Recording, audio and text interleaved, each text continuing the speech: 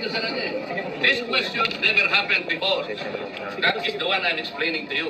It did not happen before. Now, ang tanong ko po, ba't nangyari po nung nakaraan, nangyayari na naman ngayon?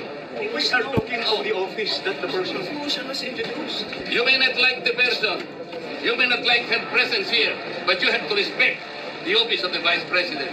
That is all. Because that is guided by the tradition. Kahapon po, kagaya po na sinabi nila, wala nang pinagtanong sa office of the President. And that is correct.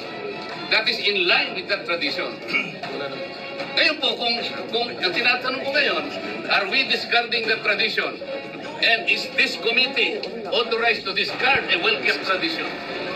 So kaya nga, then why are we intending to ask questions na naman at pinatawag nyo na naman kung sino-sino dito? That is why, kung hindi po kayo makakasagot, madam, ang tinanong ko na sa inyo, I am now moving. Ang panglabing